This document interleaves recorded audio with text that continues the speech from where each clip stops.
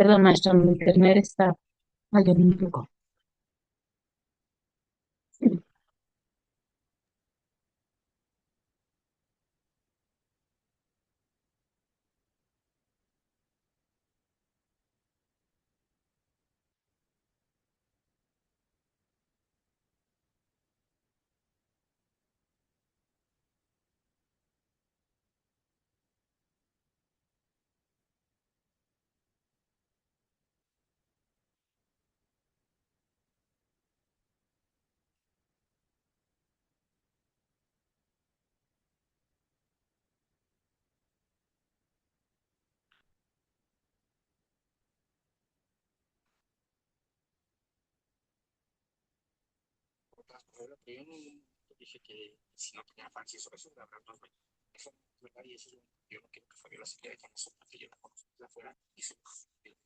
Mira, Eliezer, tú llegaste junto con Manuela a tratar de convencerme.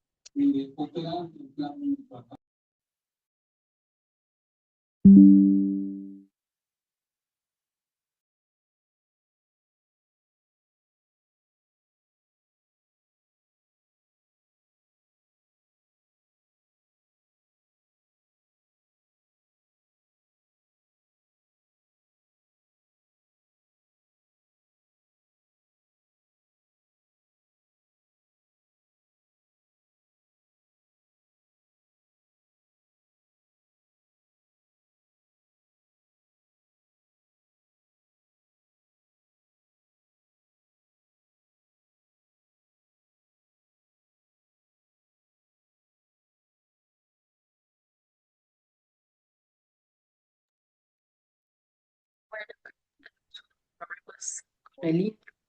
No importa, vamos a iniciar. Ya estamos transmitiendo en redes sociales, ¿vale?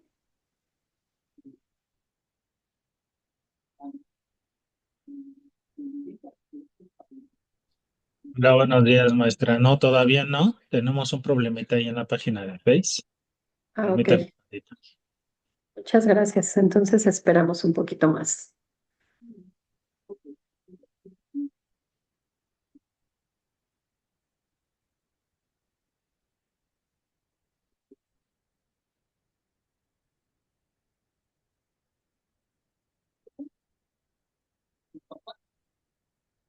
Buenos días. Nos están escribiendo desde Toluca. Buenos días, Carlos. De Sonora, Carlos Soto también. Buenos días. Estoy leyendo sus chats. Sinaloa también, conectado. Buenos días. Qué gusto, ¿eh? Saludarlos a todos que se hayan conectados. Dice, no se escucha, pues es que todavía no iniciamos, pero en un momentito ya estamos con ustedes. Desde Ya el se escucha. estado. Por ahí ya. ¿Ya? Ok. Bueno, nada más que nos den luz verde, que ya estamos en redes sociales. Iniciamos, chicos. No se impacienten.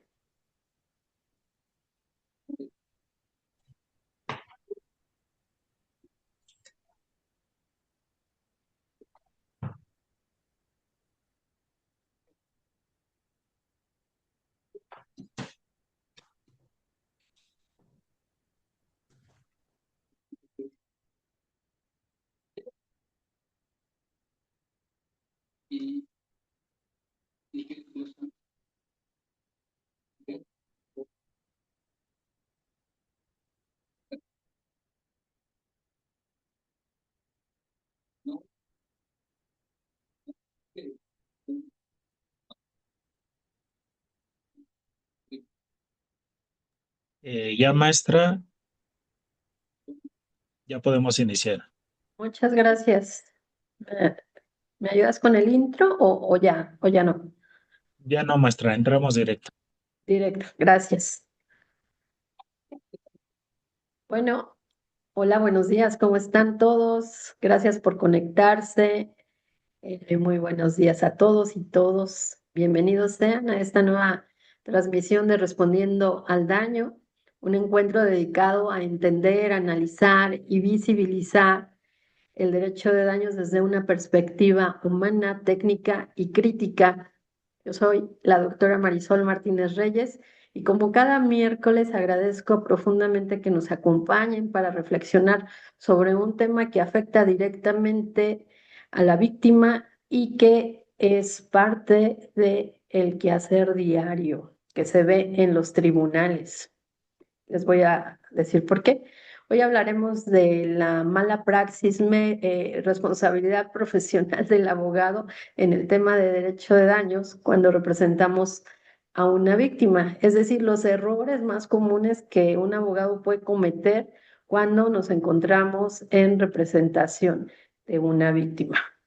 ¿Ok? Y bueno, como siempre, ustedes saben que van a poder hacer sus preguntas al final de la charla que yo tenga a bien darles y sobre todo podremos dar respuesta a las preguntas que nos hagan de redes sociales o bien en el chat o bien también levantando su manita por medio de la plataforma. Y como es costumbre, les voy a hablar sobre el dato histórico respecto al tema que vamos a ver el día de hoy. En el derecho romano existía una regla esencial que es conocida como el ubi ius ibi remedium. Donde hay un derecho, debe existir un remedio. Repito, donde hay un derecho, debe de existir un remedio. Y si el remedio no es eficaz, el derecho se vuelve una simple declaración vacía en un código. Esta idea que parece ser tan antigua sigue siendo vigente porque muchas víctimas pierden justicia, no porque no exista una ley o una disposición que le dé el derecho sustantivo para protegerla, sino porque existen en muchas ocasiones abogados que en vez de proteger, pues por una cuestión de negligencia, desconocimiento o indiferencia con respecto a lo que está aconteciendo con esta víctima y su daño, se pueden perder casos y sobre todo afectar directamente a los intereses de la víctima. Y entonces, el día de hoy vamos a hablar de algo que pareciera un tanto incómodo con respecto a la praxis legal del abogado, pero es muy importante porque esto normalmente no se enseña en las licenciaturas o no se enseña en los talleres de litigación. Lo que yo les vengo a transmitir el día de hoy es esa experiencia vivida. O sea, durante muchos años de desarrollo profesional que me he dedicado preponderantemente a defender víctimas, eh, me he dado cuenta que existen muchos errores que se han cometido en en el desarrollo profesional, no tanto de, que yo he observado, sino que también me han señalado jueces, amigos míos, proyectistas de sala o de tribunales colegiados, que me dicen, es que, ¿sabes qué? Los abogados no hacen A, B, C y D, los abogados no hacen esto, y como el derecho en algunas materias es de estricto derecho, no puedo suplir, no puedo ni echarles las manos, porque entonces estaríamos en un tema de desequilibrio procesal y eso no está permitido por la ley. Pero a los abogados les falta especializarse, les falta hacer esto. Y entonces yo resumí para la plática del día de hoy esos errores más comunes que los abogados cometemos cuando defendemos las víctimas. Y por eso me gusta este tema porque siempre sabemos la ley, conocemos el derecho, nos metemos a maestrías, a talleres, pero nadie nos dice sobre cómo mitigar estos errores que se están presentando. Y yo los enumeré en 10 errores, espero que nos dé el tiempo de abordarlos todos. Y es que cuando nosotros defendemos a una víctima, nos enfocamos en el hecho del daño y pensamos que conocemos el daño en toda su expresión, pero a veces no es suficiente conocer el daño, sino indagar un poco más respecto a la vida de la víctima. Y este error, y lo enumero como el número uno porque es el más importante y el que más se comete en los tribunales, es no fundamentar o documentar adecuadamente previo al inicio del juicio el caso. Me explico. Cuando yo hablo de documentar y cuando yo hablo de fundamentar, es que tu abogado, desde el inicio, debes de hacer una investigación del caso en concreto. Es decir, realizar una primera entrevista. Esa primera entrevista es fundamental para que tu caso sea próspero, porque es la víctima la que te tiene que transmitir todo lo que le pasó, lo que está resintiendo, lo que permea en todos los aspectos de su vida, llámese profesional, llámese familiar, llámese laboral. Y entonces tú debes de hacer esa investigación y esa investigación solamente la vas a obtener con una adecuada entrevista. Esa primera entrevista es fundamental. Le llamo primera entrevista porque es donde el abogado recopila todos los datos, hace sus anotaciones, abre la posibilidad de víctimas indirectas, abre la posibilidad de saber si existen uno o dos o tres obligados responsables a reparar el daño. Pero en muchas ocasiones nos quedamos solamente con documentos y los documentos son fríos, no nos dicen nada de la víctima. A la víctima hay que entrevistarla con el tiempo suficiente para que nos pueda dotar de la información que nosotros posteriormente vamos a plasmar en la demanda. Entonces, esa primera entrevista yo incluso en ocasiones las grabo, obviamente con autorización de la persona, ya sea en voz o en video, para que no se me pase ningún detalle. Entonces, esa primera entrevista es importante, hay que recabarla y hay que hacer nuestras anotaciones. Después de esa primera entrevista, hay que investigar sobre lo que nos dijo la víctima. Sí es cierto, nosotros debemos de creer en la víctima, pero en muchas ocasiones la víctima nos dice su verdad o su realidad y eso a veces dista de lo que es legal. Ajá. Y sobre todo se proyecta esto mucho en los casos de negligencia médica, en donde la víctima nos dice, es que yo sé que quien me causó el daño fue el médico tratante. Y a lo mejor haciendo una investigación sobre los hechos, resulta que quien intervino previamente pues, no fue el médico tratante, sino el médico de diagnóstico. Esto pasa mucho en las instituciones públicas. Y entonces nosotros estamos direccionando la demanda o la reclamación hacia una persona que la víctima te dijo, pero esa es su verdad y su realidad. A veces es diferente. Entonces tenemos que investigar los hechos para saber identificar a quién vamos a dirigir la demanda. Dentro de este primer error cometen muchos abogados, pues ya hablamos de la investigación. Segundo, tercer aspecto, que no recopilamos pruebas. Nos esperamos, sobre todo quienes litigamos en la Ciudad de México y que tenemos un término para ofrecimiento de pruebas posterior a la primera audiencia de conciliación, no nos obligan a ofrecer las pruebas desde el inicio de la demanda, sí documentos acompañados a la demanda, pero no las pruebas.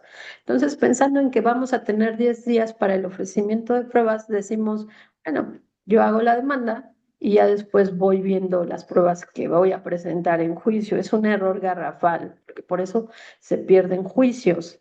Las pruebas las debes de recopilar previo.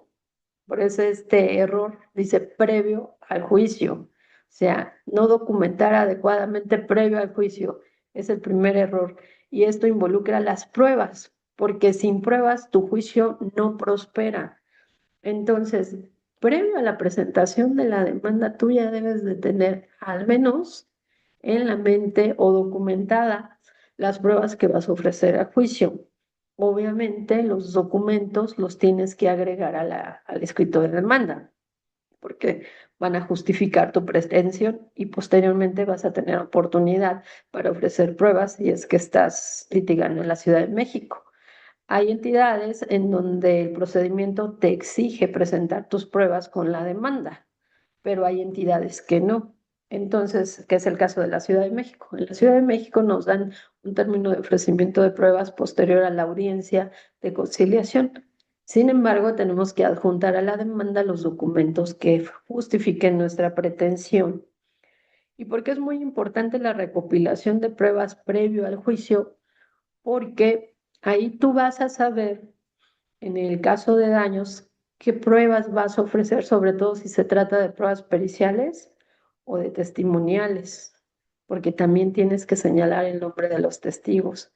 No esperes a que tu cliente te diga, bueno, sí, yo creo que mi comadre sí puede venir a declarar, pero déjame preguntarle. O yo creo que tengo un amigo o que le constan los hechos y realmente voy a ver si se anima, pero lo más seguro es que sí. No, no podemos hacer eso porque por eso se pierden juicios. Tenemos que asegurar previo a la presentación de la demanda que vamos a tener los testigos adecuados. Antes de la presentación de la demanda, yo interrogo a los testigos para saber si sí me sirve ese testigo. Consulto a peritos para ver el tema, si lo que me dice el cliente o lo que me dice el expediente clínico o lo que me dice una carpeta de investigación es viable para imputar responsabilidad o dirigir la reclamación hacia una forma. Eh, Esos cuatro aspectos del error número uno son muy importantes que se tomen en cuenta y digo yo que a lo mejor es el más importante de los 10 que les voy a mencionar porque eh, muchos abogados esperan a ver qué pasa antes de reunir la evidencia. No solicitan dictámenes, no ordenan valoraciones psicológicas, no integran historias clínicas, no se aseguran que los testigos van a declarar o no para saber si son testigos adecuados o no, no levantan constancias digitales en los casos de daños por viralización de noticias falsas. ¿Y cuál es el resultado de no hacer esta situación? Primero, la víctima llega a un juicio con un expediente incompleto, ¿no? Los daños no se van a acreditar, porque si tú no desde el primer momento de que presentas tu teoría del caso, no le expresas al juez qué es lo que vas a probar y cómo lo vas a probar, ese juicio va a ir con mucho defecto y con mucha deficiencia y las indemnizaciones se van a reducir o bien se van a perder, va a haber un tema de absolución. Recuerden que la columna vertebral de todo juicio, todo en el tema de reparación del daño, es la prueba, porque nosotros podemos tener un buen argumento, nosotros podemos evidenciar el daño, pero si no probamos, si no nos hacemos llegar de los elementos de prueba necesarios para justificar a quién se le imputa esa responsabilidad y sobre todo el por qué tienes derecho a que se te indemnice, entonces ese juicio se va a perder. Entonces, como error número uno es documentar. Muchos abogados no lo hacen y por eso es que se pierden juicios. Y esto se los paso aparte de la experiencia profesional que yo he llevado, de los jueces y proyectistas que me han dicho, esto es lo más común, esto es lo más común, es difícil ver una demanda que realmente, o sobre todo un juicio, que se pruebe lo que dice tu demanda porque se quedan cortos, ya sea en el tema de identificar los daños, que es el punto número dos, que vamos a ver como el error número dos, que es confundir el daño. O sea, confundimos lo que es daño y perjuicio y no identificamos los conceptos indemnizables. ¿A qué me refiero? Hay abogados que reclaman lo obvio. O sea, lo obvio en un juicio es nuestra tradición jurídica que desde la licenciatura nos dijeron que había daño y perjuicio, como si fueran únicamente esas dos líneas las que tuviéramos que atacar. El daño, lo que se produce en el momento, y el perjuicio, las ganancias lícitas que dejaste de percibir. Y entonces nos acotamos a identificar daños con facturas, con recibos, con notas, porque tenemos la falsa creencia de que el daño, si no lo acreditamos con una factura, con sus datos fiscales y membretados, no nos las van a pagar. Y los perjuicios, que son las ganancias lícitas que dejamos de percibir, pues si estamos en presencia de una persona que es irregular, es comerciante, y dice, bueno, no tengo forma de acreditar cuánto es lo que ganaba porque no era un trabajador que percibiera nómina, entonces no lo voy a reclamar.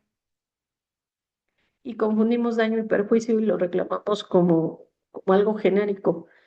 Y reclamo el pago de daños y perjuicios que me ocasionó el daño, sin identificarlos, sin individualizarlos. Esto es un error muy común y también por lo cual las indemnizaciones se reducen drásticamente en perjuicio de la víctima, obviamente.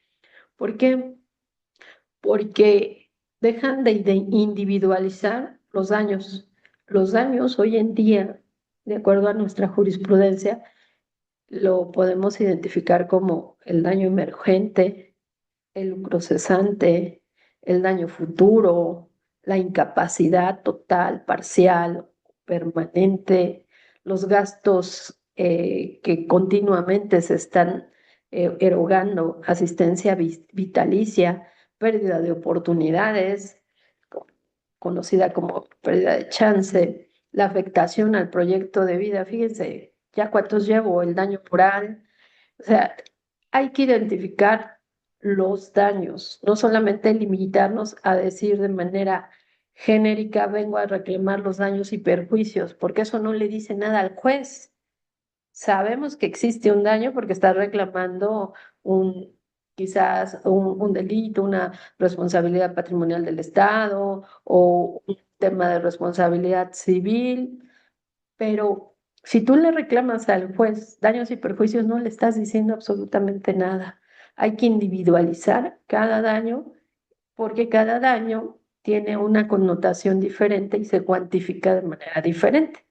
Entonces, si tú no lo haces, si tú lo haces de manera genérica, pues el resultado es devastador. La víctima recibe una reparación mínima e insuficiente. Y eso no tiene que ver con el juez o con su discrecionalidad, tiene que ver con una falta de práctica del abogado, una deficiente técnica en el desarrollo tanto de la teoría del caso como de la producción de la prueba.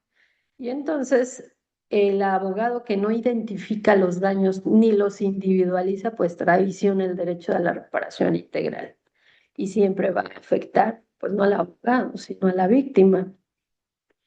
Entonces, este error, que es el número dos, confundir el daño con el perjuicio y no individualizar los daños en la connotación del caso concreto, es un error muy frecuente y es un error terrible, terrible, que afecta en la indemnización. El tercer error, que para mí es indispensable atender, es que no se acredita el nexo de causalidad. Es decir, el nexo de causalidad nos va a dar la guía del por qué se debe de indemnizar a la víctima, los elementos necesarios que dicen que una persona es responsable de reparar el daño. Porque acuérdense, si no hay nexo de causalidad, aunque haya daño, no hay manera de imputar responsabilidad a esa persona. ¿Por qué? Porque la excepción va a ser muy simple, la excepción del demandado. La conducta que me están atribuyendo no generó el daño y por consiguiente no estoy obligado a repararlo. Repito, la conducta que me están atribuyendo no generó el daño y por consiguiente no soy responsable de repararlo. Si bien existe un daño, indudablemente, quien lo causó no fui yo. Esa excepción que impera mucho en las contestaciones de las demandas realmente tiene que ver con el nexo de causalidad. El nexo de causalidad atiende a dos preguntas. ¿Quién es responsable y hasta dónde? Porque quien es responsable puede obedecer a varias personas. A veces ese nexo de causalidad en la cadena causal, véanla ustedes como un eslabón que van unido entre la conducta y el resultado. Esos eslabones muchas veces pues no representan a un solamente responsable, sino que en la cadena causal pueden haber varias personas o puede haber una persona completamente distinta a la que nosotros estamos imputando responsabilidad. Por eso identificar el nexo de causalidad en un tema de daños es primordial. ¿Por qué? Porque uno de los errores más graves es que se plantean daños reales y evidentes, desde luego, pero no se construye una relación técnica entre la conducta y la consecuencia. Y entonces nos da un resultado fatal, porque sin causalidad no hay responsabilidad. Y si no hay responsabilidad, no hay reparación. Y si no hay reparación, la víctima se queda con su daño y entonces no hay justicia. Entonces la causalidad debe explicarse con claridad, debe de sostenerse y sobre todo debe de probarse con una prueba científica, técnica y lógica. La mayor parte de las pruebas para demostrar causalidad va direccionada a las periciales, periciales médicas, periciales en seguridad social, periciales en seguridad industrial, periciales en criminalística, periciales en medicina legal, dependiendo del caso, obviamente. Entonces, el nexo de causalidad casi siempre se, se prueba con pruebas científicas. Bueno, vamos adelantando. Ese fue el error número 3, que para mí es muy importante. El error número 4 es que no individualizan las afectaciones de la víctima cuando las víctimas son múltiples. Es decir, hay muchas ocasiones en que pensamos que en un daño, en un hecho dañoso, existe solamente una víctima, que es la que resiente el daño de manera directa, ¿no? Si le hicieron una mala operación, pues la que fue operada. Si fue un hecho de tránsito, pues el que atropellaron o el que falleció en el hecho de tránsito o el que se lesionó.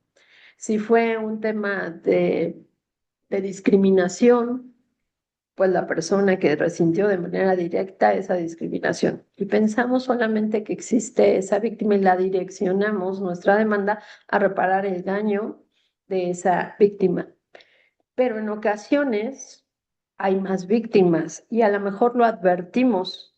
Decimos, y como víctima indirecta el familiar fulano de tal, y como víctima indirecta el hijo o el padre o el esposo, identificamos plenamente a las víctimas.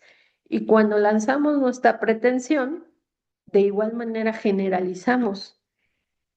Ejemplo, cuando pedimos daño moral y el daño moral que se le ocasionó tanto a la víctima directa que resintió el daño, pensemos en unas lesiones graves, como su cónyuge, ¿no? Que se quedó a cuidarlo, que tuvo que salir a trabajar porque él estaba incapacitado, etcétera, etcétera. Y las relacionamos de una manera general y pedimos daño moral de manera general para las víctimas. Esto es un error bastante recurrente y es importante porque así de general como pides el daño moral, así de general va a ser la indemnización. Porque cuando hay varios afectados, vamos a tener que identificar e individualizar el daño de cada uno de ellos. ¿Por qué? Porque la afectación es distinta y debe de cuantificarse por separado. Si no se individualiza, el juez reduce el monto global sin fragmentarlo y la víctima queda en desventaja. Si ustedes van a pedir daño moral, pues tienen que pedir daño moral de manera individual. De la víctima directa, porque su afectación fue esta, en los sentimientos, vida privada o no, reputación, dependiendo del caso, y en la víctima indirecta, esta, porque su afectación fue, no sé, solamente daño a los sentimientos. Entonces, si ustedes no individualizan y manejan una reparación general, también así de general es la cuantificación. El juez no tiene elementos para saber qué es lo que se afectó a cada persona. Quinto, redactar demandas deficientes, vagas o sin estructura. Muchos escritos carecen de un planteamiento claro, de una teoría del caso bien establecida, hechos narrados con una historia que no es tan coherente. Nos vamos desde el nacimiento hasta el daño. Tenemos que ir de manera cronológica, identificando paso a paso qué es lo que pasó en el hecho, cuál es la afectación de la persona, cómo lo ha sufrido, cómo se encuentra actualmente. Tenemos que hacer una clasificación de daños, tenemos que tener un orden en nuestra argumentación, un sustento jurisprudencial real, y esto nos lleva a que una demanda mal hecha es primero difícil de leer por parte del juzgador, y después el mismo juzgador le pierde interés. Ustedes hagan este ejercicio cuando realicen su demanda. Ustedes piensen, si yo fuera juez, qué me gustaría que me dijeran? Pues de manera concreta y clara lo que ha ido pasando poco a poco. Esas demandas kilométricas de que son de 50, 60, 80 hojas, eso ya no debería de ser. A menos, bueno, sí he visto demandas de ese tipo, pero en otro tipo de juicios. Pero en las demandas de reparación de daño deben de ser muy concretas y muy acordes al daño que se está determinando. ¿Por qué? Porque el juez de verdad les da flojera leer demandas con tantas hojas. Por ejemplo, cuando estamos fundamentando en el sustento jurisprudencial, no debemos de transcribir las jurisprudencias. Con señalar el dato de localización de la tesis es suficiente. No necesitas hacer la transcripción de toda la tesis que te lleva una hoja, y si metes 20 tesis de jurisprudencia o aisladas, ya son 20 hojas de paja. En muchas ocasiones, con con el silogismo jurídico involucrando la tesis jurisprudencial y nada más poniendo el dato de localización, pues es suficiente y tienes un argumento claro, preciso y sustentado. Pero muchos de nosotros tenemos una técnica de empezar a narrar, y a narrar de manera kilométrica, párrafo para acreditar el lazo consanguíneo de una persona. Dices, por ejemplo, soy progenitor de fulano de tal, ¿no? Y como se acredita con el atestado, el registro civil, signado por el juez primero del registro civil, titular del no sé qué, bajo el número del libro y tomo y no sé qué tanto, para decir que estás exhibiendo la copia certificada del acta de nacimiento. Entonces, si lo que quieres decir es que eres progenitor de fulano de tal, como lo acredito con la copia que se anexa, ¿no? Sencillo, dos renglones. Esa técnica de hacer las demandas así muy rimbombantes, utilizar unas palabras muy, como, ¿cómo les dice? Muy rimbombantes, nos, nos hace ver que estamos con la antigua escuela, porque antes era así. Yo, cuando inicié mis pininos como pasante, las demandas de mis clientes, así fueran un divorcio, digo, de mis jefes, así fuera un divorcio, pues eran demandas de 6, 7, 10 hojas, cuando lo que pedías era disolución del vínculo matrimonial simple y llano. Derecho de daños sí se caracteriza porque tenemos que demostrarle al juez la afectación, sí tienes que argumentar, pero ese es el único momento en donde tú le echas de tu ronco pecho las situaciones de modo, tiempo y lugar en que se suscitó el daño. Pero previamente todo eso de acreditación, lazos consanguíneos, es sencillito. No tiene mayor tema, porque él va a tener a la mano los documentos que tú agregaste, y si ahí va a ver el acta de nacimiento, no necesitas transcribirla en el capítulo de hechos de tu demanda. Bueno, es un consejo, y es lo que yo he visto como error.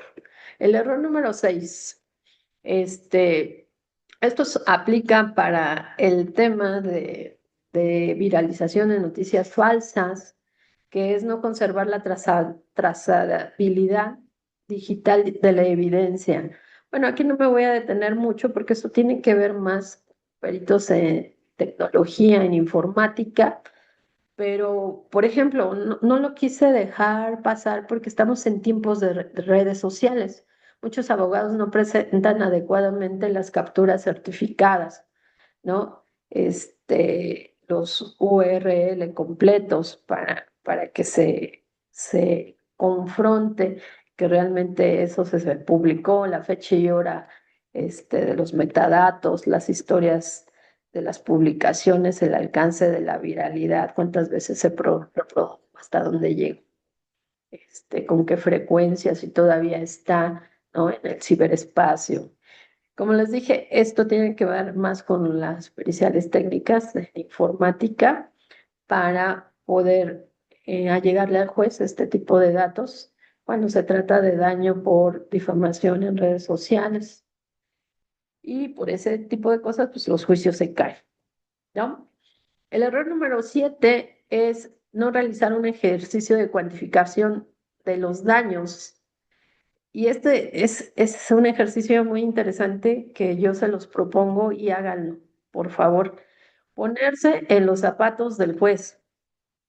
Ustedes tienen que decir, bueno, si yo fuera juez de esta causa, ¿qué sería lo que yo necesitaría para indemnizar a esta señora o a este señor?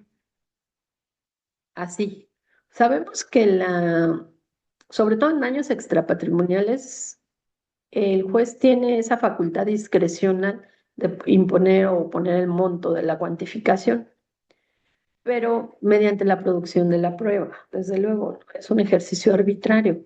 Entonces, ustedes se deben de poner en los zapatos del juez en cada caso que les llegue de daño y decir, si yo fuera juez de esta causa, ¿qué necesitaría yo que me probaran en juicio para yo determinar el quantum indemnizatorio?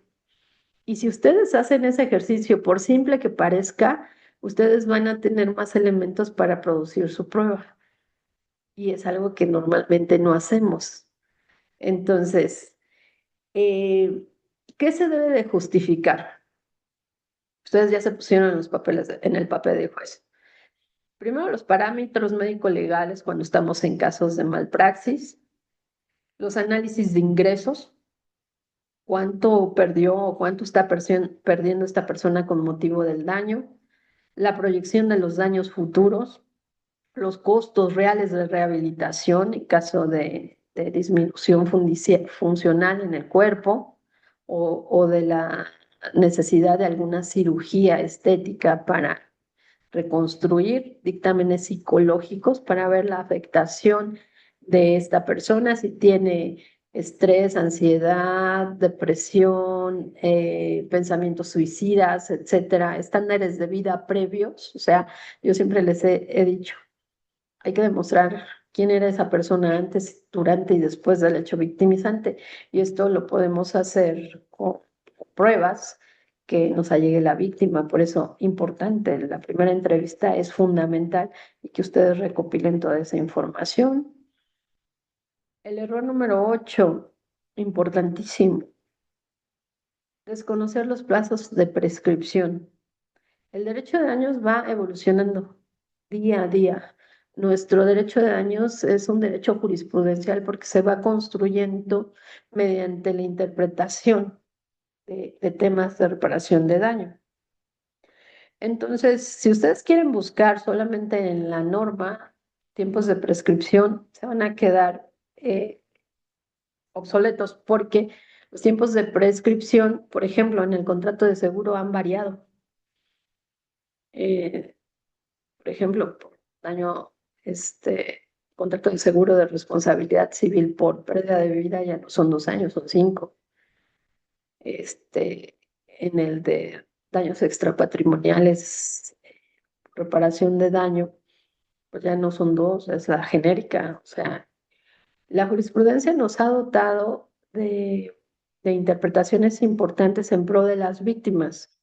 Les ha favorecido en muchas ocasiones porque se ha analizado que la víctima a veces necesita recuperarse de su estado emocional después del daño y resulta que cuando quiere reclamar ya pasó el tiempo de prescripción porque está agotado casi siempre a los 2 años que maneja 1934.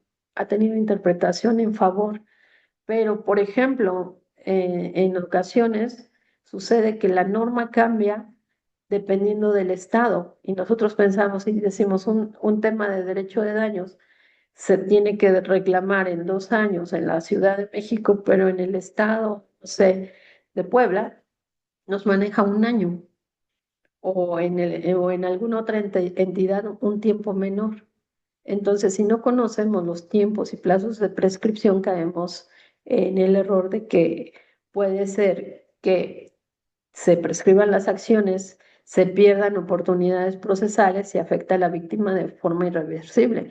Y no solamente los plazos para presentación de demanda, sino los plazos para el ofrecimiento de pruebas, para el desahogo de una prueba pericial, para que tu perito acepte y proteste el cargo, para que se rindan alegatos, etcétera. Me pasó en Sinaloa, que el juicio de responsabilidad civil se lleva en la vía sumaria y como es vía sumaria, todos los tiempos se acotan. Y si no estás listo con el tema de prescripción de plazos, entonces, tanto para ofrecer pruebas como para su desahogo, corres el riesgo de que estos plazos te prescriban y no tengas oportunidad de probar. Entonces, es muy importante conocer los tiempos de prescripción. Un error más común, que ya vamos cerrando con el tiempo, no acompañar a la víctima durante el proceso. Ay, esto es lo más común que sucede.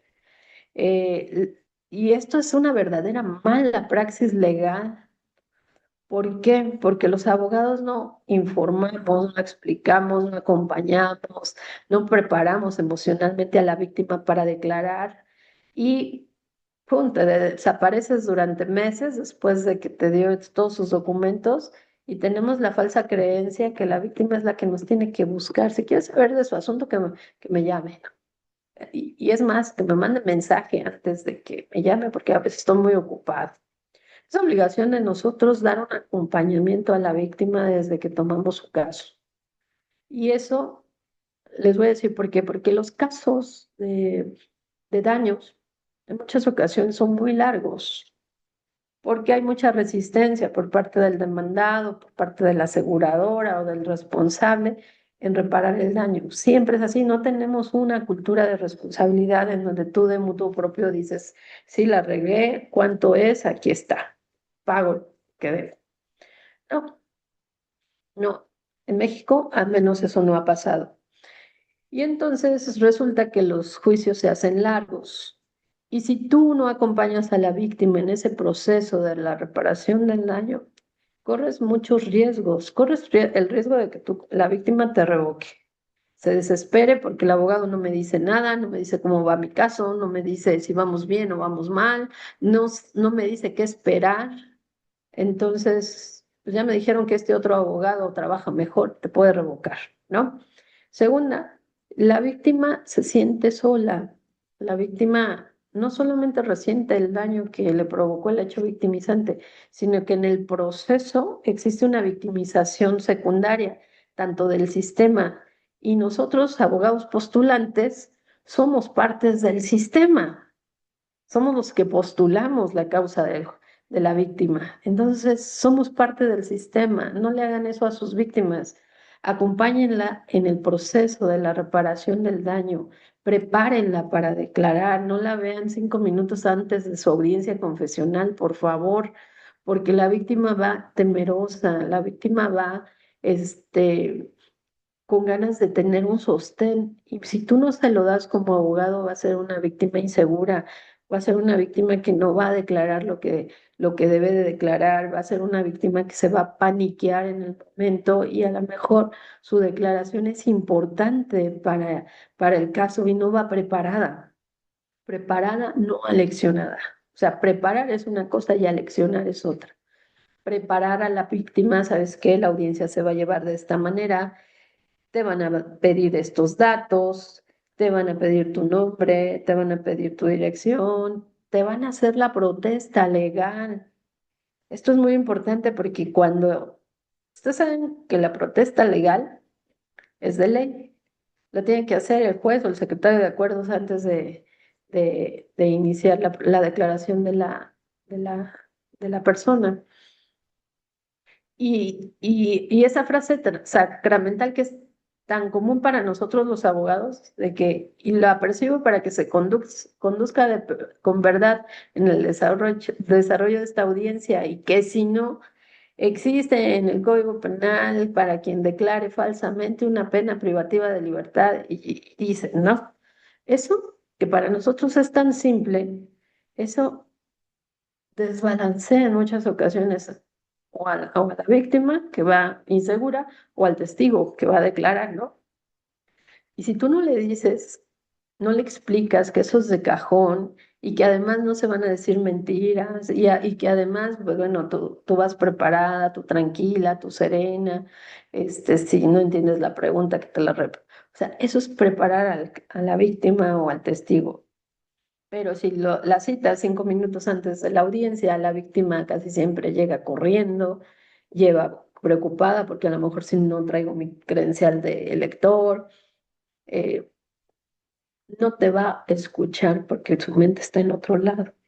Entonces, si tú la citas un día antes o 2 días antes y haces un interrogatorio y le haces ejercicios, la preparas y le dices, señora o señor, vamos a llegar temprano para que usted si tiene alguna duda me la exprese, para que estemos con toda la calma del mundo esperando a que nos llamen. La víctima realmente se siente acompañada, se siente sostenida, se siente segura y eso es muy importante para ella en el juicio, obviamente para ti como abogado más. Entonces, la víctima necesita un trato digno y el trato digno va desde que tomas su caso y como abogado le vas diciendo cómo vamos. Tu víctima se va a volver tu amigo al final del caso y te va a retribuir en cuestión personal y económica con respecto a tus honorarios sin pedir explicación alguna porque sabe que tu trabajo fue adecuado y fue justificado. Y viene el último error que estoy señalando como uno de los errores más comunes que se dan, precisamente es que si no eres un abogado actualizado, sobre todo en el tema de derecho de daños, con las nuevas tendencias y las jurisprudencias de ligera couture, vas a ser cada vez menos abogado. Y esto es verdad, ¿eh? Vas a ser menos abogado.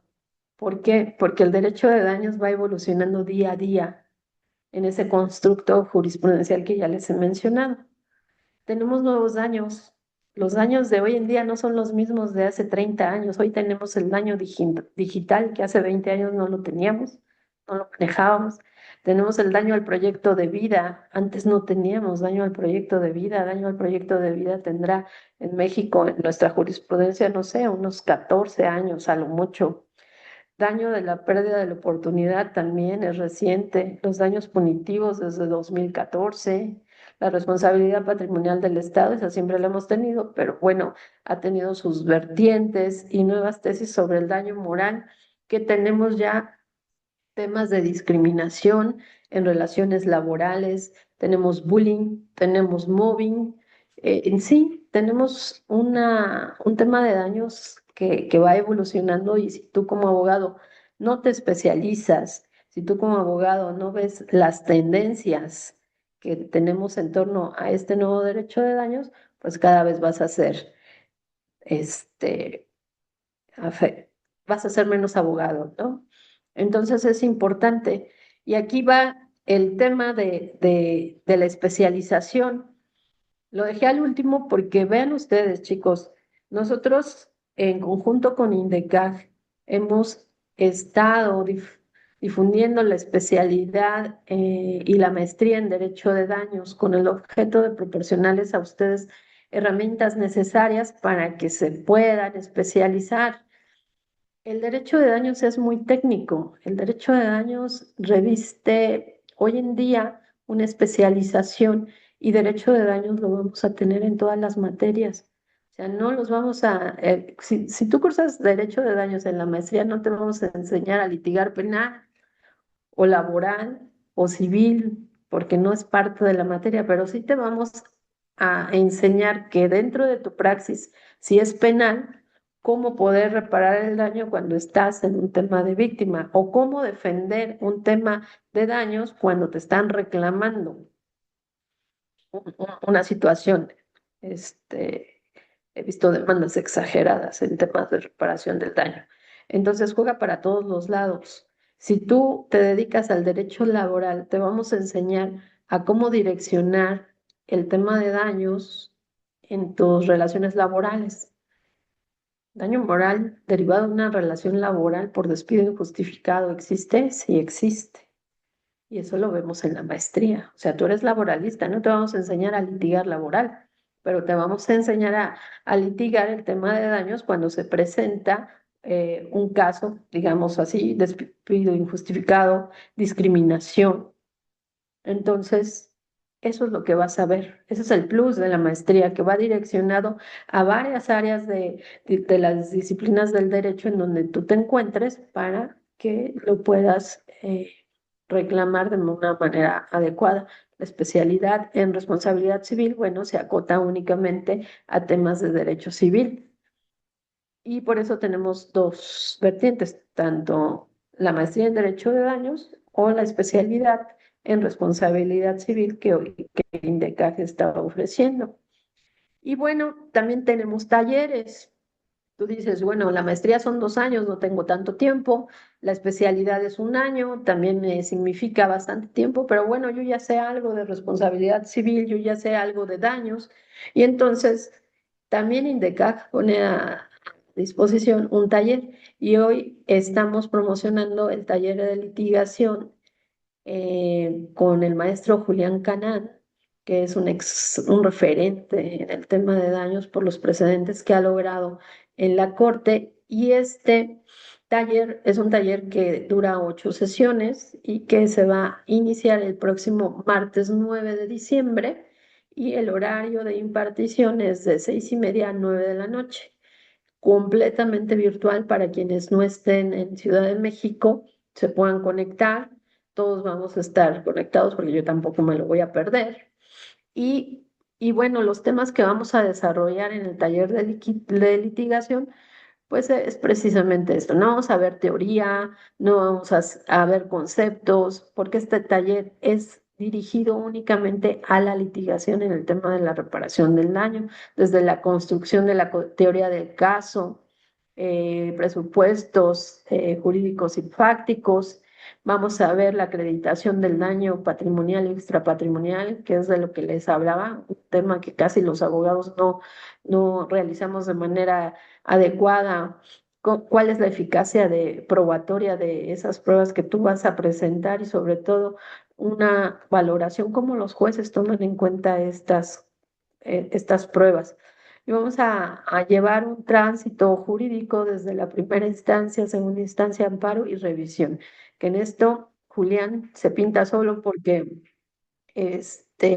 ha creado bastantes precedentes interesantes que han contribuido al tema de la jurisprudencia en el tema de reparación del daño.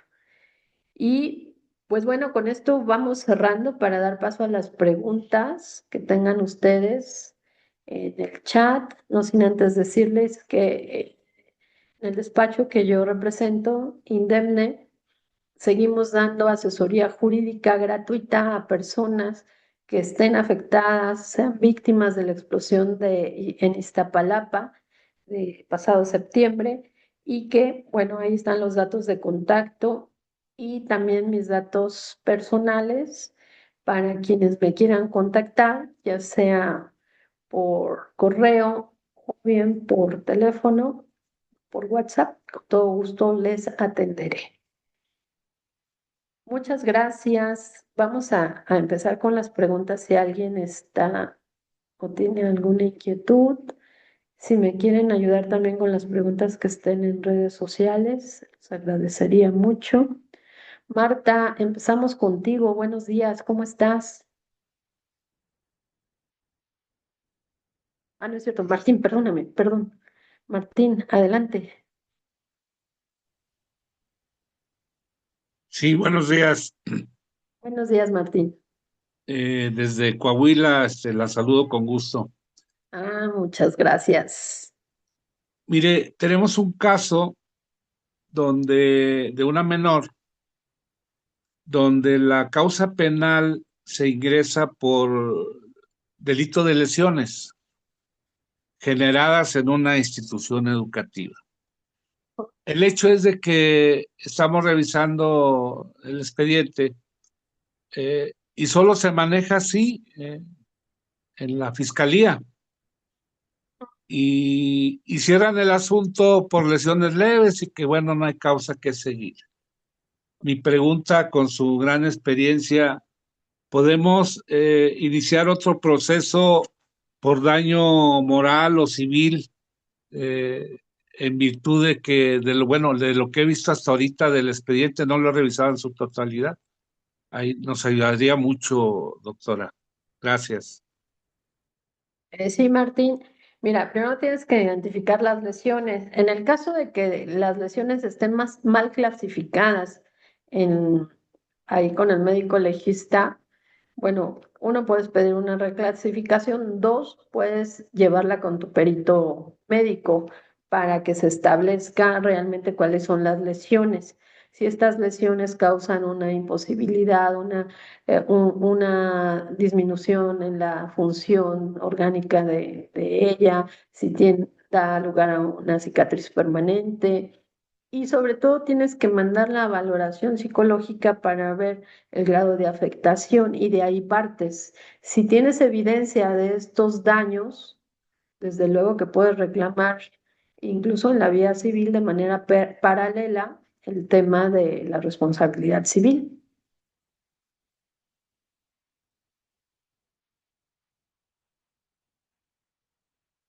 Ok,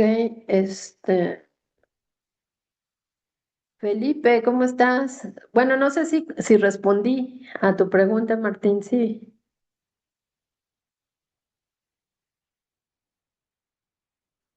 Bueno, Felipe, adelante, Felipe, ¿cómo estás? Bonito día, qué gusto. Hola maestra, ¿qué tal? ¿Cómo está? Buenos días. Bien, bien, gracias. Aquí siempre atento, a sus charlas, maestra. Yo lo sé. Y con relación al tema de hoy, maestra, fíjese que también no debemos pasar por alto que con esta dinámica en el intercambio de información vía redes sociales, han salido muchos llamados influencers que malinfluencian a las víctimas, por un lado. Y por otro lado, víctimas que quieren rebasar las expectativas de indemnización. Pongo un ejemplo, y fue precisamente lo que me motivó a mí a ingresar a a la maestría en Derecho de Daños. Llegó a mí un asunto mediático del estado, de algún estado del norte, porque estoy seguro que me está viendo esta persona. Y su caso fue muy mediático en el estado en donde esta persona radica. Sin embargo, aun y cuando esta persona es abogada, no litigaba, pero sus expectativas rebasaban por mucho las pretensiones de indemnización, eso por un lado, y por otro lado, también el desengaño de algunos colegas, porque fue un asunto que cuando llegó a mis manos ya habían pasado 3 despachos de abogados, en donde lamentablemente habían estafado a esta víctima, que sí se reconocía como tal, pero ya llegan, vuelvo al punto, mal influenciadas, ¿no? Y llegan en una posición de exigencia, y tú me tienes que hacer esto, y me vas a hacer esto, y me vas a... No, pues no, mago de los deseos no soy. La tuve que aterrizar, le tuve que encauzar y demás, y todo iba bien hasta que llegó un colega y le prometió las perlas de la Virgen. Afortunadamente se llevó el asunto, y digo afortunadamente porque creo que ahora se ha vuelto un pesar para este otro colega que, si no estoy mal, ya debe de haber desertado de ese asunto, pero es precisamente porque no logró identificar las necesidades de la víctima por un lado, y por otro lado, pues también hay que aterrizarlas, maestra, porque con este caudal de información que circula en redes sociales, en donde algunos colegas sí deberían de ser censurados por las falsas expectativas que generan, he aprendido a ser mesurado en esos comentarios, pero sobre todo lo que usted comentaba, ¿no? Acompañar a las víctimas. Y acompañar a las víctimas no implica que yo me siente a llorar con ellos, no. Cuando nos buscan como asesores victimales, abogados especialistas en derecho de daños, debemos tomar en consideración que se tienen que dar alternativas, soluciones, pero reales, no infladas, no con falsas pretensiones, sino ajustadas a la realidad que está presentando la víctima, ¿no? Entonces, esto es lo que yo he aprendido gracias a esta incursión en la maestría, maestra, a sus consejos, y sobre todo, pues reiterar esa invitación a los compañeros, ¿no? Para que de alguna manera esas dudas, esas inquietudes que tienen, pues se vean solventadas en esta maestría, en estos talleres, en esta especialidad que se propone a través del instituto, maestra. ¿Es cuanto? Gracias, Felipe. Sí, dices muchas verdades porque precisamente esta difusión del derecho de daños, sobre todo en este último año, 2 años, que nosotros hemos sido pioneros de estarlo difundiendo, también se ha prestado para, como tú dices, ¿no? Ver esta situación como un nicho de oportunidad y que los abogados presentan demandas pues exorbitantes en cuanto al tema de reparación, y no es el tema que las presenten, es el tema de las falsas expectativas que le hacen creer a la víctima. Y eso repercute en todo el gremio de los abogados, porque entonces esa víctima llega y te dice, es que yo ya consulté a otro abogado y él me dijo que era tanto. Entonces ya la víctima ya no es aquella víctima de hace años que resentía su daño en silencio y que pensaba que el daño es producto de la divinidad o fatalidad. Entonces, hoy en día la víctima ya está asesorada, ya conoce más sus derechos. Simplemente quien nos esté escuchando, que no sea abogado, que sea víctima, ¿no? En redes sociales, ya tiene un conocimiento mayor de lo que le corresponde y que no debe de hacer su abogado, ¿no? En este caso. Y a lo mejor va y le dice a su abogado, oye, yo escuché un programa que debes de revisar esto y el otro, y lo estás haciendo, y eso está bien, siempre y cuando esté, como tú dices, Felipe, aterrizada en el tema de la expectativa. ¿Cuál es mi consejo a todos los abogados? No cuantificar, o sea, no decirle al cliente, a la víctima, vamos a ganar 100, 200, 5 o 10 millones de pesos, porque primero, ustedes no dictan la sentencia para que se puedan comprometer a eso, a menos que sean jueces, ¿verdad? Y que les toque su asunto. Y eso, poco, porque tienen que ser mediante la producción de la prueba y ver de qué manera se defiende el demandado, ¿no? Pero no pueden comprometerse a un punto determinado. No lo hagan, porque eso es lo que hace que las víctimas dejen de creer en los abogados por las faltas expectativas que se crean. Eso es muy importante. El licenciado, ¿quién más? El que sigue, Taloya o Tafoya. Adelante, te escuchamos. Ay, ya, gracias. Doctora, buenos Gracias. días. Buenos días. Sí, mire, en concreto, tenemos un procedimiento de una víctima en temas de eh, civiles primero por la incumplimiento de las obligaciones familiares con dos menores. Eh, Imposible ha resultado recuperar, digo recuperar porque pues, ya son sentencias, son incidentes de liquidación. Pero ya llevamos casi el par de años con el responsable que no, pues no genera recursos, no tienen recursos. Y ahí para reparar el daño a la víctima, intentamos ya incluso la vía penal por incumplimiento de las obligaciones de asistencia familiar. Sin embargo, estamos por ahí ahorita tratando de buscar la forma en la vía penal, buscar que se le presione de esa manera, ¿no? Estamos en la etapa de prejudicialización ya en el Ministerio Público para eh, acreditar precisamente lo que usted decía, y ahí es donde estamos batallando un poquito, doctora, para acreditar la víctima y las víctimas directas y la indirecta, porque pues aquí son tres, es la madre y dos pequeños, porque pues las víctimas directas son los hijos, pero pues la indirecta viene siendo también la madre, porque ya ha sufrido afectaciones psicológicas a grado de intentar eh, incluso quitarse la vida, claramente. Y entonces aquí la cuestión para reparar, en un primer punto estábamos nosotros considerando una factura para incluso que ella recuperara nuestros honorarios, porque pues le van a mermar al momento. Son personas, son víctimas que no nos dan recursos hasta que recuperan. Entonces, en ese momento, pues ya sería una afectación más para ella los honorarios.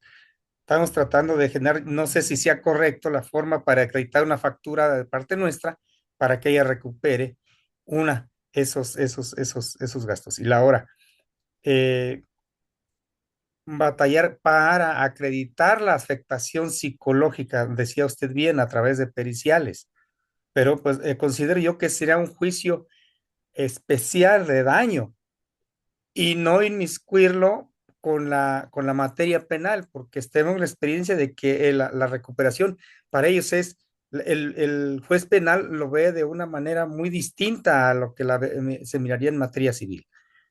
Es mi duda, doctora. Sí, licenciado, mira, en,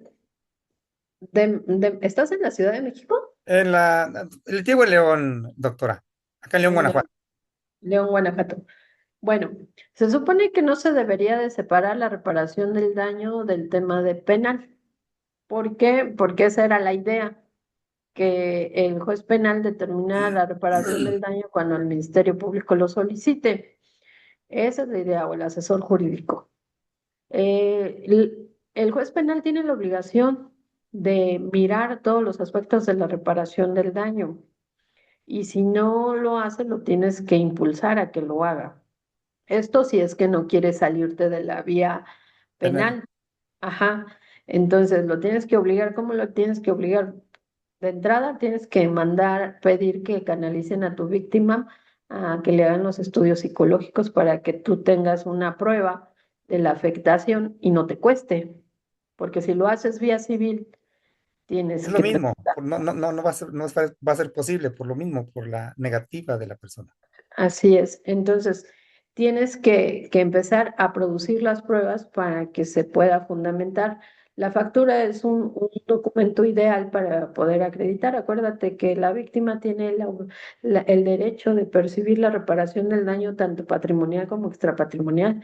Y si está gastando en honorarios para que se pueda llegar a eso, tienen que reembolsarle a ella los gastos. Entonces, la factura que tú me preguntas, sí, es adecuada para poder acreditar parte de esos daños patrimoniales. Patrimoniales. Así es. Muy bien. Gracias, No, doctora. a ti, Gracias, ¿de qué? gracias. Gracias y buen día. A ver, Damián, vamos contigo. Doctora, buenos días. Muy interesante su plática y pues ahora sí que ya identifiqué una falla de un asunto de responsabilidad civil que llevo y pues ahora sí que pues mi falla considero pues que en cuanto a la pretensión, pues ahora sí ciertamente estoy pidiendo lo que viene en la póliza, pero es de manera genérica. Oye, qué bueno, ¿eh? Qué bueno que eres honesto y dices, ya encontré algo que me está fallando. Qué bueno, porque de eso se trata, de que aprendamos juntos y sobre todo reconozcamos que nos Sí, estamos. pues ahora sí que ahí de hecho hay dos pólizas, porque bueno, es de una empresa de transporte. eh, pues estoy señalando esa póliza y estoy señalando también la póliza de Capufe, pero pues igual de manera genérica y pues ahora sí que, pues, pues a ver cómo me va. Pues, pues si ya la presentaste, pues te van a condenar a lo que pediste, ¿no? Ah, ok, sí, porque pues platicando con la secretaria me dice, licenciado, pero ya hay monto para eso, dice, pero igual ella me señala lo que establece el Código Civil en relación con la Ley Federal del Trabajo y pues considero que no es por ahí tampoco. Así es, pero si no está bien planteada tu demanda, ellos no pueden suplir de ninguna manera. Bueno, gracias. Sí, sí, sí. Luego, a ver, aquí voy a leer unas de aquí del chat. Oportunidad futura, ¿con qué pruebas la podemos acreditar? A ver, la oportunidad futura, conocida también como pérdida de oportunidad, no hay que confundir oportunidad futura con daño al proyecto de vida, ¿eh? O pérdida del chance o pérdida de la oportunidad perdida. Se ve mucho, te voy a poner un ejemplo a ver si lo puedo dejar más claro, en malpraxis médica, ¿no? Un diagnóstico mal hecho te quita la oportunidad de haber podido revisar que tu padecimiento se pudiera tratar de otra manera. Y entonces, el hecho de que el diagnóstico haya sido realizado de manera incorrecta y te operaron por eso y la operación pues estuvo inadecuada porque no era para tu padecimiento o te dieron un tratamiento inadecuado, te quitan la oportunidad de que hubieras mejorado con otro tratamiento, ¿no? O en los casos de consentimiento informado, que no te informa de manera adecuada cuáles son los riesgos de esa intervención o ese tratamiento, y entonces como no te lo informan, tú no tienes esa opción de diversificar y de saber qué es lo que más te conviene. Entonces es un tema de oportunidad perdida.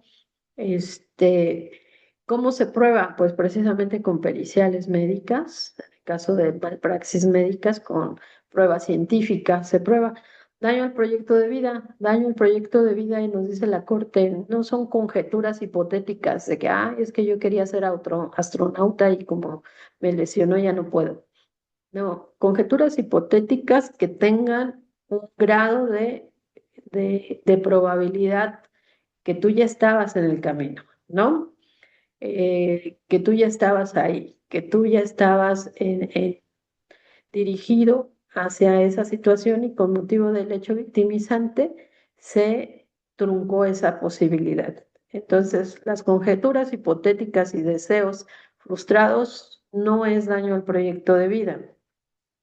Daño al proyecto de vida es la acreditación de que tú ya ibas en el camino. Yo ya estaba en la licenciatura cursando mi tercer grado de licenciatura y con motivo del hecho tuve que dejarla, ¿no? Y te acredito con mi certificado de inscripción o con mi tira de materias que estaba inscrito. Esos documentos te prueban la frustración. O, ¿sabes qué? Yo trabajaba como tal persona, laboraba, tenía un sueldo y con motivo del hecho, y aspiraba a ser gerente porque yo ya iba perfilado había muchos memorándums, reconocimientos de mi calidad como trabajador, era una persona, pero con motivo del hecho victimizante, al día de hoy ya no puedo reincorporarme a mi vida laboral, independientemente de mi capacidad que me dé el IMSS y todo eso que son derechos sociales generados, la pérdida de oportunidad que me ocasionó el tercero que me dañó, fue precisamente esto y lo cuantifico en esto. Eso se prueba mediante prueba científica o pruebas documentales dependiendo de cada caso. Diferencia entre nexo de causalidad y factor de atribución. Me imagino que dices factor de atribución, ¿no? Porque dicen nexo de causalidad y nexo de atribuibilidad. Son diferentes, pero es buena tu pregunta. El nexo de causalidad es que mi conducta dio origen al hecho. Ajá. Es decir, el daño es consecuencia directa de la conducta. Hay un hilo entre el hecho y el daño. Y el factor de atribución es por qué la persona, esa razón suficiente y necesaria para que una persona deba responder de ese daño. No es igual. El factor de atribución tiene que atribuir a las razones jurídicas y fácticas del por qué una persona debe de responder. En muchas ocasiones el por qué es porque fue el que causó directamente el daño, que es la más común, y dos, porque la ley así lo menciona que debe de ser, como en el caso de los obligados solidarios. Un factor de atribución, en el caso de las obligaciones solidarias, pues es precisamente la figura de la solidaridad.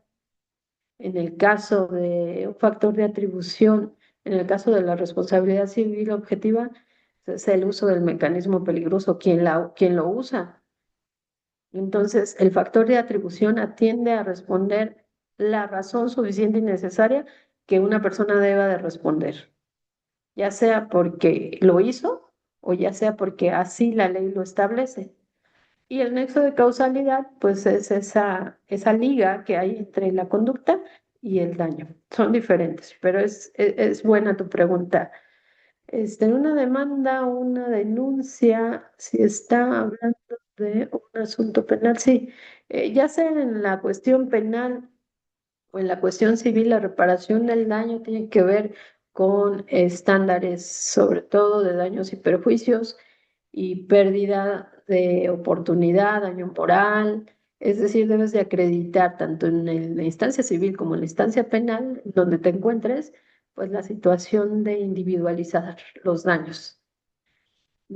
Areli, ¿nos quieres preguntar algo?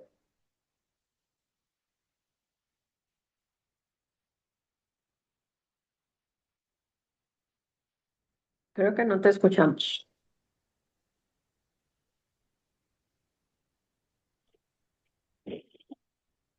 Adelante.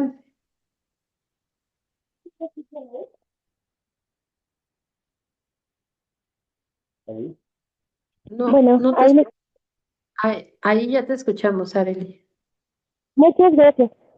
Bien, yo soy trabajadora social, maestra. Tengo una pregunta.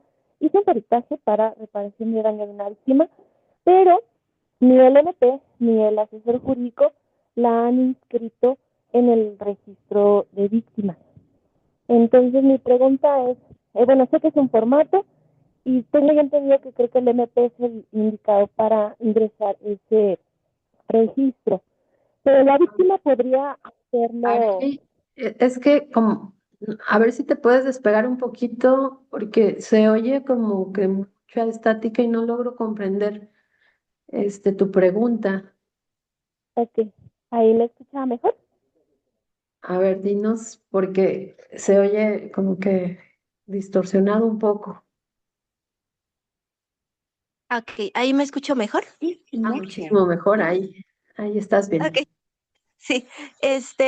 Le comento que soy trabajadora social y hice un peritaje para reparación del daño, pero el MP ni el asesor jurídico han hecho el registro no han llenado el formato ni le han pedido a la víctima llenar el formato para el registro de víctimas. Entonces mi pregunta es si ellos pueden hacerlo solas directamente o solamente es el MP el encargado de hacerlo? Sí, ellos pueden ir a la comisión directamente, llevar sus datos de carpeta judicial y solicitar que les den el registro y carácter de víctimas. No es necesario que ellos lo hagan, pero deberían de hacerlo, sobre todo el asesor jurídico, debería peticionarlo, pero sí podría ella ir la víctima directamente a que le hagan su registro con sus datos, obviamente, correspondientes. Ok, muchísimas gracias. Sí, de nada. Luego dice, ¿qué posibilidades hay que nos dé un juicio de daños, un escrito de demanda, pruebas y sentencia? Híjole, no, eso sí, no lo puedo hacer. Y les voy a decir por qué. Porque lo que enseñamos nosotros en la maestría no es a, pues hacer machotes, es a realizar las demandas, porque cada caso es independiente, es particular, se lleva de manera diferente. Entonces, nada, no tiene ningún caso que se proponga un escrito de pruebas, un escrito de demanda, para que ustedes luego cambien los nombres, porque cada caso es diferente. Tendrías que cambiar prácticamente toda la demanda y nada más quedarte con el rubro y el derecho y a lo mejor a veces las tesis, pero cada caso es diferente. Entonces no se puede establecer como que un formulario en derecho de daños. Sí necesita mucha técnica, pero individualizar cada caso. Por eso es que no es posible mandar un formulario de esa naturaleza. Ignacio, ¿cómo estás? Qué gusto. Adelante. Creo que no te oigo.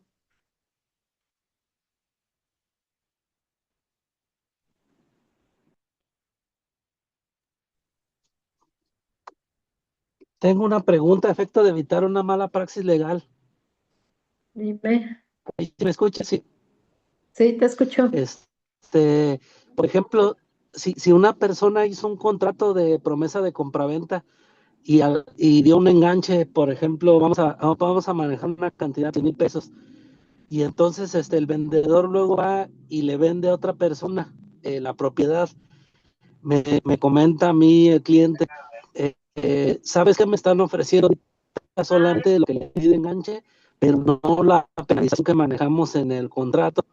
Entonces, está bien que le reciba, entonces la pregunta en su capital, a, a efecto de que luego no vaya a estar hasta insolvente la persona que le vendió, pero el punto sería ahí, yo luego puedo demandarle a la persona esta cuestión de la penalización que habían acordado en el contrato, argumentando pues que en el instante él tenía el miedo de que si no le recibía el dinero, porque ya ve que usualmente hacen que un recibo, casi que hasta renuncies a tus derechos ahí, y entiendo que no son derechos más que de un contrato, pero la pregunta sería, ¿y se puede luego actuar en materia civil pidiéndole, pues no sé si se le podía llamar daño y perjuicio por esa penalización, pero se puede posteriormente o ya no? Mira, tú me estás hablando de un tema de responsabilidad contractual. Acuérdate que en una responsabilidad contractual las partes se someten a lo que ellas pactaron en el documento. Si en el documento existe una penalidad por incumplimiento de contrato, claro que lo puedes hacer, pidiendo precisamente el incumplimiento, la pena convencional y el pago de la misma en los términos que se haya pactado. En este tema, la responsabilidad civil se puede pactar, por supuesto, y puedes pedir su cumplimiento, sí, siempre y cuando existan los elementos, que es la existencia del contrato, el incumplimiento del mismo y que se haya pactado pena convencional para hacerla valer. Pero sí lo puedes hacer. Luego nos dice Graciela Martínez, también nos saludan desde Coahuila, muchas gracias por tus palabras. Bueno, dice, el daño moral y el daño al proyecto de vida, si fuese indemnizado por el despido injustificado, ¿se puede demandar estos? porque dicen que si ya fuiste indemnizado, ya no se procede, porque ya te pagaron y estas acciones prescriben a partir de cuando empieza a contar el tiempo de la prescripción. A ver, en el tema de despido injustificado, si ya te pagaron, pero entiendo yo que te pagaron tal vez los salarios caídos, tal vez la indemnización inconstitucional, tus partes proporcionales que corresponden de prima antigüedad y todo eso. Esas son situaciones completamente diferentes a lo que es el daño al proyecto de vida y lo que es el daño moral, porque normalmente la ley procesal eh, laboral no contempla daño moral. O sea, la ley laboral no contempla el daño moral, no lo encuentras ahí. Si tienes la afectación emocional debidamente acreditada, obviamente, eh, sí puedes incursionar en la vía civil, siempre y cuando tengas prueba de la misma. En este caso, el artículo 1934 menciona que son 2 años para reclamar. ¿Cuándo empieza a correr? Pues a partir que se dicta el laudo de del despido injustificado, porque ahí es donde se actualiza la ilicitud en la conducta. Cuando ya un juez laboral determina que hubo, en sentencia firme, obviamente, que hubo un despido injustificado, esa es la conducta ilícita que da lugar al daño. Esa conducta ilícita dio lugar al daño moral que hoy presento. Entonces, si tienes ahí el nexo de causalidad, lo debes de acreditar con una prueba, psicología, prueba directa, y entonces sí lo puedes demandar. El artículo 1934, para que no te metas en temas de prescripción, tiene que ser dentro de los 2 años si es que estás en Ciudad de México. En otras entidades puede cambiar la temporalidad. ¿Y a partir de cuándo? Pues a partir de que exista la sentencia firme donde se actualice que hubo despido injustificado. Ángela, adelante.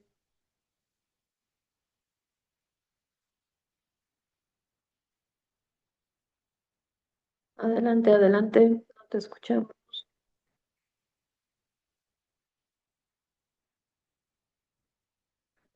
Si quieres, seguimos en lo que habilitas tu micrófono. Dice, ¿por qué el tema de cuantificación de la reparación del daño en materia penal generalmente se deja al juez de ejecución penal? Ah, porque para que haya reparación del daño en materia penal, primero tiene que ser responsable, declarado penalmente responsable la persona. O sea, no puede haber una reparación del daño en materia penal, salvo con acuerdo reparatorio, obviamente, si no está declarado responsable, penalmente responsable, porque la condena de que sí cometió el delito, en los términos que la ley penal lo establece, da lugar a la reparación del daño. Y entonces, por eso, si bien puedes ir preparando desde el principio, ir ofreciendo tus pruebas en la carpeta de investigación, pero el juez penal de ejecución, hasta en tanto se aclare la responsabilidad de esta persona, va a poder determinar la cuantificación del daño. Antes no. En casos donde se da el dinero para funciona su negocio. Sí, en el caso de daños patrimoniales, pues no es propiamente un tema de daño, sino si te deben dinero, pues hay acciones, ¿no? Si es un pagaré, pues el ejecutivo mercantil, dependiendo del caso, si es incumplimiento de contrato, pero aún así se pueden pedir daños, patrimoniales. Este, Creo que no le han habilitado el micrófono. Ah, ya no está. Jesús, ¿cómo estás? Buenos días. Hola maestra, buenos días. Aquí en mi trabajo como médico. Este, estoy ando trabajando. Eh, Estoy viendo la, la ponencia de hoy y estoy aprendiendo mucho. Quiero comentar que a lo largo de que le conozco. He estado día con día incrementando mi conocimiento y también el día de hoy. Ya llevo con usted 3 semestres de la maestría y más los cursos que tomé previos a ellos, más el día de hoy. Comentar para nuestros compañeros todas las experiencias que usted ha tenido y que agradecemos que tenga bien compartirlas con nosotros, son de maravilla, y instarlos a ellos a que continúen en este campo del conocimiento, del aprendizaje, y sé que les va a ir muy bien con el apoyo que usted nos da, y a usted sí le agradezco mucho y le insto para que continúe así con esa labor bonita, de seguirnos cultivando y mostrar el conocimiento de nosotros. Gracias, maestra. Jesús, qué lindo, gracias. Bueno, fíjense, aquí nos hacen una pregunta en el chat donde dice, si ya se hizo la reparación del daño en el procedimiento y se tuvo por cubierta la misma, ahora en la instancia de ejecución de sentencia pretenden cobrar reparación integral, argumentando que fue muy poca la cantidad. Es una buena pregunta, les voy a decir por qué. Anteriormente, cuando se hacía la reparación del daño o antes que se otorgaba también el perdón, casi siempre decían, pues ya no hay manera de que una persona vuelva a reclamar. Y es que no es que vuelva a reclamar o no es que pida una doble indemnización. Los criterios del día de hoy que están operando hablan sobre reparación integral. Y si la reparación integral se demuestra que con la cantidad que se pagó previamente no repara de manera integral el daño, entonces sí se puede pedir una complementariedad, no una doble indemnización. Hoy los criterios en materia de reparación integral del daño son, son bastante contundentes en el tema de que a la víctima se le debe reparar y debe de el juez ser garante de que esa reparación se esté dando de manera adecuada, porque había muchas veces en que se reparaba el daño, entre comillas, reparar el daño porque las cantidades que daban eran cantidades muy, muy bajas. Y entonces la víctima seguía siendo víctima, ¿no? Porque el tema de la reparación, si bien lo aceptó en una primera fase, también lo es que durante, ¿no?, el proceso, la secuencia, o aparecieron otros daños, o hubieron secuelas, ¿no?, o ese acuerdo no fue vigilado, la víctima no estuvo asesorada, entonces se habilita la posibilidad de que sí pueda pedir una complementariedad. No tanto una doble indemnización, pero sí una complementariedad. El día de hoy los criterios han estado ya en la mesa de la corte y sí han pasado asuntos que aunque ya se pagaron un acuerdo reparatorio, pensémoslo así, y si no está verificado por parte del juez que se dio una reparación íntegra, puede haber una complementariedad si es posible. Dice, el plazo de demanda de responsabilidad patrimonial del Estado es de 1 año ante el supuesto de la falta de pago con motivo del contrato de adquisiciones. ¿Cuándo inicia el cómputo del plazo? Si el pago hasta 1 año después. En el tema de reparación relacionada con responsabilidad patrimonial del Estado, sí, efectivamente es de 1 año para el tema de los daños patrimoniales y de 2 años para el tema de los daños extrapatrimoniales. ¿Cuándo inicia el cómputo del plazo en el pago? Hasta 1 año después, sí, hasta el momento en que se cumple la condición necesaria en el contrato por el cual se estableció esa temporalidad. Es adecuado lo que nos comentas. Y pues bueno, otra vez siempre me tardo mucho con las preguntas. Bueno, eh, veamos, pues yo creo que lo dejamos hasta aquí. Muchas gracias por su tiempo, por su espacio, gracias a los que se conectaron, gracias a los que estuvieron escuchando en redes sociales, los chicos que no se han sumado todavía al chat.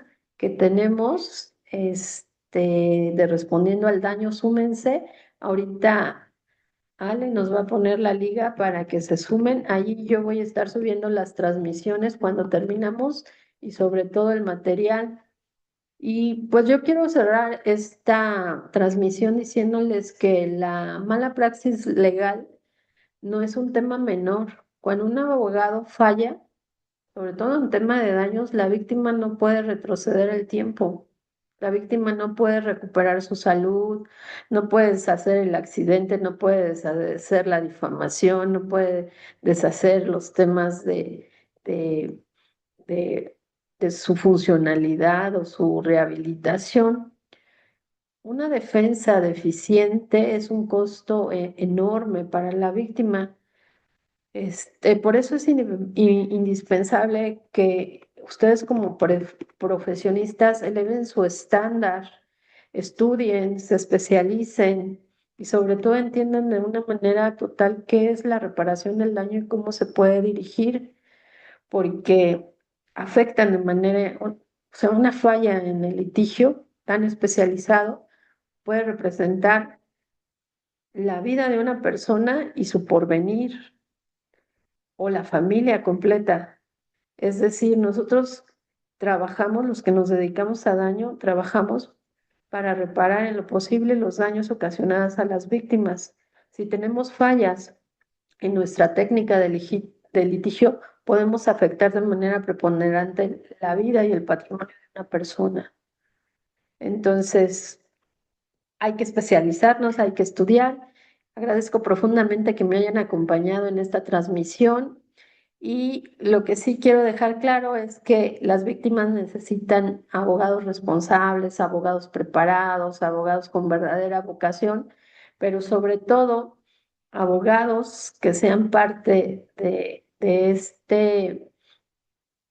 este consenso que estamos formando muchos abogados que ya estamos en la maestría y que queremos ser especialistas en derecho de daños y así proclamarnos y sobre todo llevar a las víctimas la justicia que tanto se merecen.